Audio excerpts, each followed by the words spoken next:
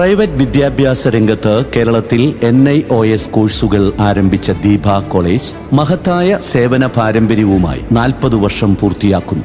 4 മാസം അല്ലെങ്കിൽ 1 വർഷം കൊണ്ട് പൂർത്തിയാക്കാവുന്ന +2 കോഴ്സുകൾക്ക് പുറമെ അംഗീകൃത ഡിഗ്രി, PG, ക്രെഡിറ്റ് ട്രാൻസ്ഫർ കോഴ്സുകളും ദീപ കോളേജിൽ ആരംഭിച്ചിരിക്കുന്നു. Special tuition for +2, BCom, BSc, മികച്ച പരിശീലനം, ഉന്നത വിജയശതമാനം. Deepa college, Thoppumpady, Ernakulam, Kalady, Cherthala.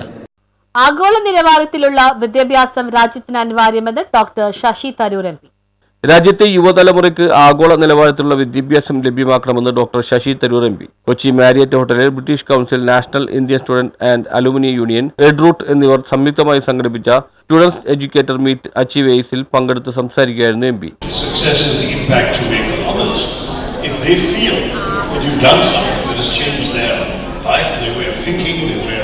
Understanding something, their knowledge, their opportunities, whatever it may be, that is success.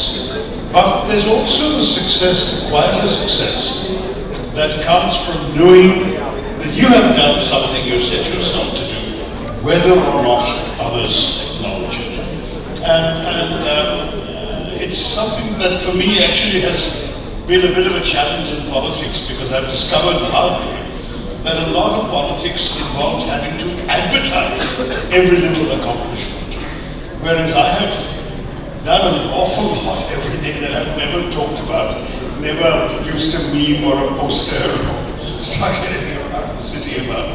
And increasingly I realize, particularly with today's younger people, that's no longer good enough. They really need to be told. And that's something which we're having fun with. But I think ultimately, in your own heart and mind, if you know you've set yourself something to do.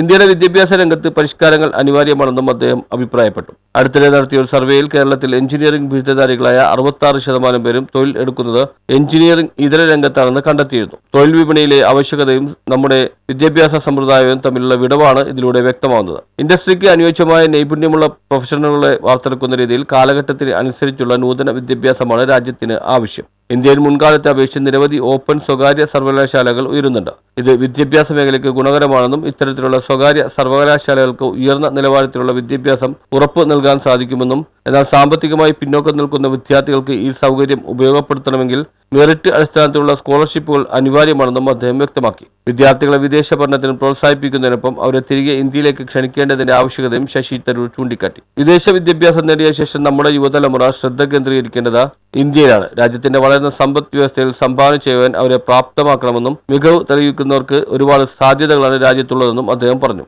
ചടങ്ങിൽ Hibi Eden MP, British council south India director Janaka Pushpanathan, UK parliament മുന്നംഗം Virendra Sharma, NISAU chairperson Sanam Arora, Edroot international CEO Mustafa Koori, Edroot director Shameer Muthedath, Kochi Jain university new initiative director doctor Tom M. Joseph തുടങ്ങിയവർ പങ്കെടുത്തു. ലോക university റാങ്കിൽ മുൻപന്തിയിലുള്ള 30-ലധികം യൂണിവേഴ്സിറ്റികൾ പങ്കെടുത്ത മീറ്റിൽ വിദ്യാർത്ഥികൾക്ക് വിദഗ്ധർ വിദേശ വിദ്യാഭ്യാസം സംബന്ധിച്ചുള്ള മാർഗനിർദ്ദേശങ്ങളും നൽകി. News bureau, Kochi.